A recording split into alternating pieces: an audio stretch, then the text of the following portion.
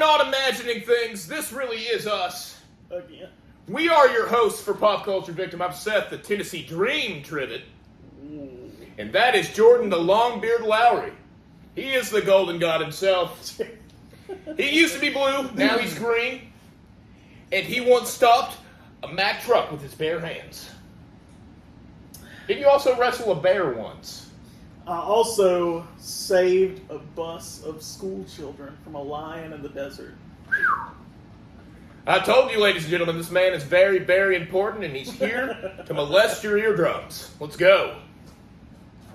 I wouldn't say that, but I am here, and we are going to talk about the album that Seth recommended to me. Blast Tyrant! Blast Tyrant. Clutch.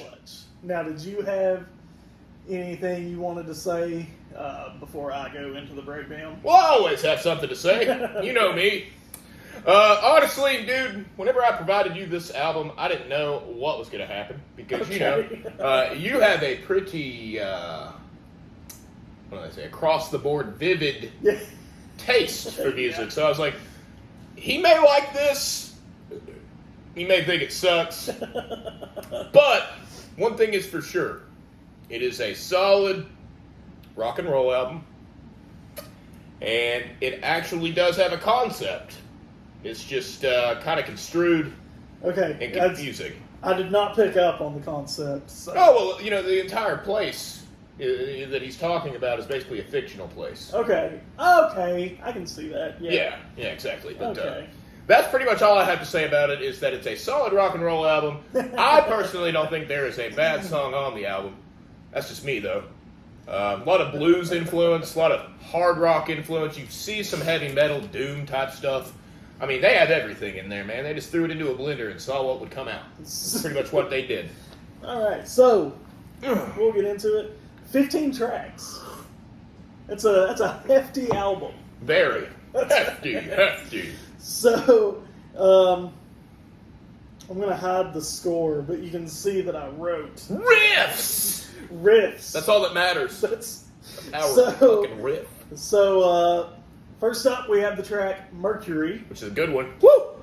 A 3-minute song with a full minute of opening riffage. That's what I wrote. Incredible. Incredible. Not something you would typically hear.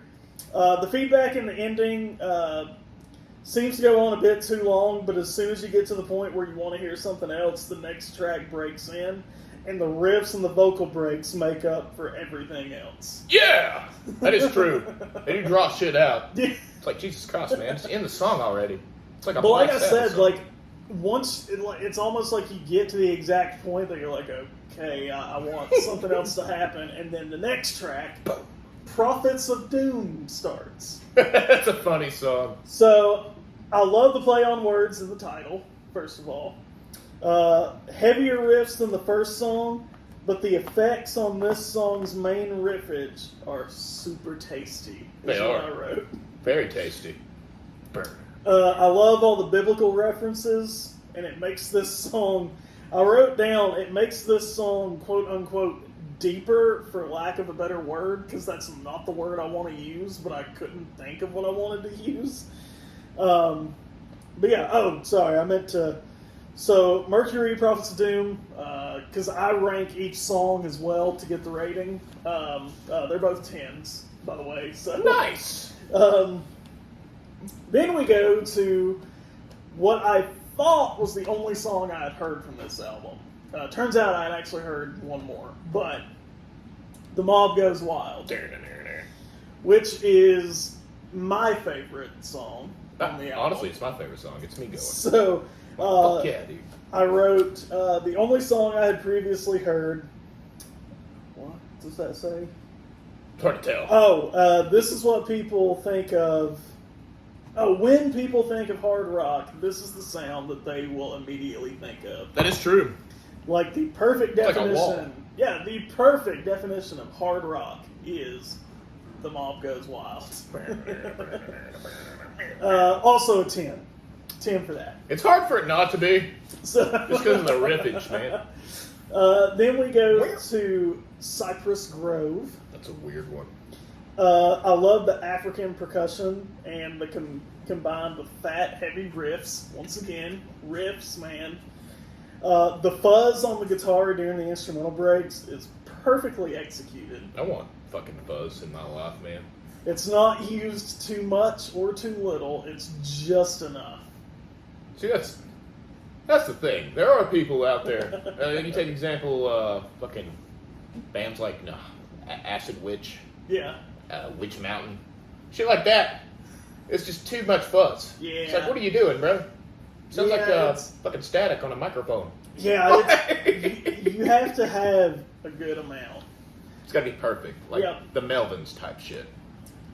Then we get to promoter of Earthbound Causes. That one's the first one I ever heard from this album. This would have to be a very close second for my favorite song. And what I wrote, word for word, riffs, riffs, riffs. Sound like Cardi B, but no. I know I keep saying this, but Jesus fucking Christ, the guitars on this album are blowing me away. Yeah. I might have been just a little inebriated. Riffs, riffs, riffs, riffs, riffs. When I wrote these notes. Jordan just needs more riffs. Because the TSOL notes that I took were like very concise, very. Oh, dude, I was out. hammered when I wrote what I wrote. This was not. This was after listening through the album already like 3 or 4 times. Right, exactly. And so I was like, okay, I know. I fucking got this in the bag. So and it was also like wine drunk, which is different from like it liquor is. or beer drunk. You're all bubbly and shit. Yeah, so Like, I was in a good mood, but yeah, I learned a very valuable lesson from this excursion. what's that? I'm not. This is just me. Okay. Whenever I'm making my track listing and going back and making notes and stuff, Yeah. probably not gonna be drunk going forward. I Probably not gonna be. might if I can do this again, I might do it. Mine was all over the place. Yours is not.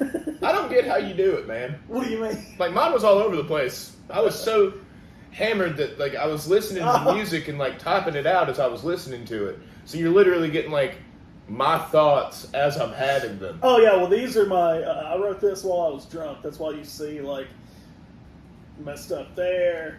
I couldn't read what one of the things said a second ago, so it was like Okay. because I wrote it while I wasn't drunk, but I was definitely buzzing. I don't feel as bad now. Yeah, no worries.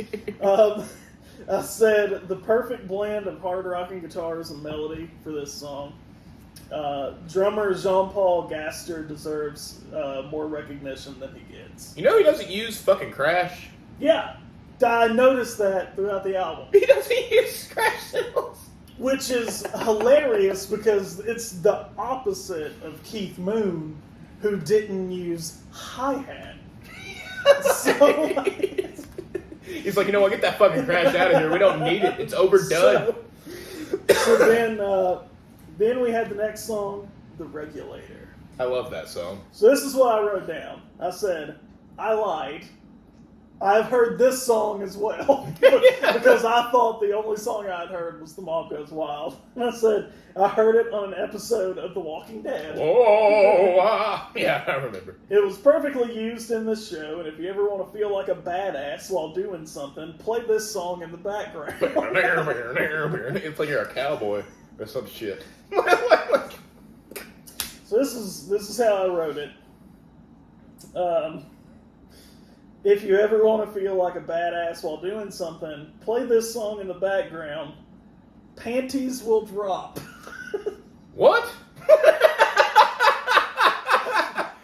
I take it. Never mind. Panties will drop. I promise. Oh, okay. So that just confirms what I thought happened. Love the acoustic parts as well. No, that is not what happened. What I meant to say was like, if you do something that's already cool, but then play this song in the background while you're doing it, You're getting it. You're gonna get laid. You're gonna get laid. And so, my immediate thought was like, if you're like chopping wood. Yeah. What a badass. Chopping wood with that song in the background, or killing zombies. You're chopping wood with one hand, shooting deer with the other. Yes. Yeah. Providing for your family. So all the songs so far have been 10 out of 10, by the way. I just want to throw that out there. He also figured out his new role as a hunter-gatherer. Yeah. After listening to this album. All right, so the next one is Worm Drink. That reminds me of tequila. I feel like that song's about tequila. And it's how guitarist Tim Salt is able to create such captivating and engaging riffs is incredible. I don't know what he does all day. The instrumental break and the breakdown after the second chorus is fucking nasty. It is nasty. All caps. Nasty! It's fucking nasty! In a good way. In a good way. Fat bass, percussion, guitars. Fat bass, percussion, and guitars fuzzed all to hell. I love it. Good fuzz, too. Another 10, if you couldn't guess. Pump up the volume! Then we have Army of Bono. This is a funny title. The palm muted main riff is one of the coolest things I've ever heard. Yeah. Another great example of riffs being perfectly executed. Riffs. I love the inclusion of organ in this song as well. The breakdown at the end is one of the best instrumental breaks that I've ever heard. Man. Made me want to go back and listen to the album. So, again, 10 out of 10 for that song. I love that song. You know, it's hard for you. You know, that's the thing. It seems like I've given you an album that you gave me last time. We're on the roll with this one, man. When are we going to get an album that we hate? You know what I mean? You never know. I'm trying to intentionally pick stuff that. So the way that I think about it when I give you albums,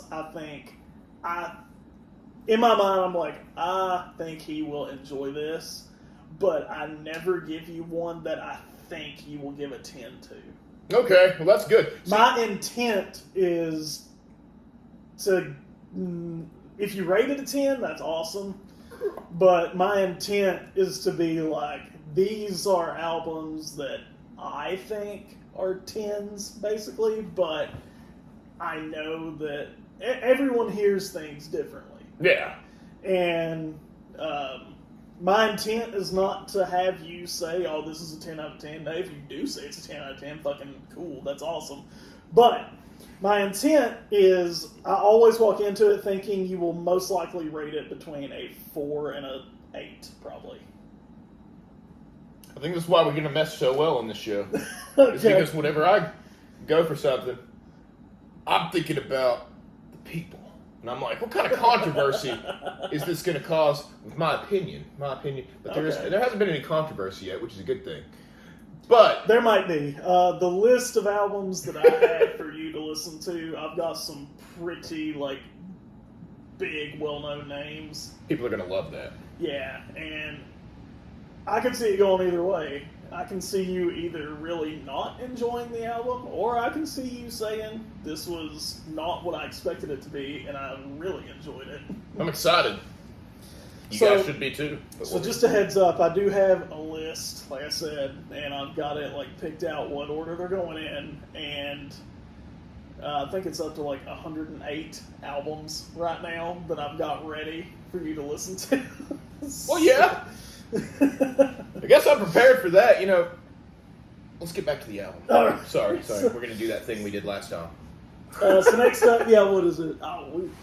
We're fine. So now we've got Spleen Merchant. That's a good one, too. My favorite riff so far. Really? I can see why. Which is saying something in an album full of badass riffs. That's all it is, it feels like. It feels like that's all they wanted to accomplish with this album. So I'm going to have to be buzzed when I write my notes that they're going to be like this. Because the next thing I say is, the lyrics might sound like middle school, but the riffs are in fucking college. The riffs are in college. They know what's going on. Don't listen to that guy. Still on a roll, 10 out of 10 for Yeah. all these songs. Now we have In the Wake of the Swollen Goat. I love that. That's my favorite song on the album. Once again with the fucking riffage. The last minute of this song is some of the coolest shit I've ever heard. Baby, your treasure. The fact that this album has stayed this consistently good after 10 tracks is a true feat of itself. Isn't it fucking crazy? It's like every song on the album's good. Makes no sense. And then we have the shortest song on the album, Weathermaker.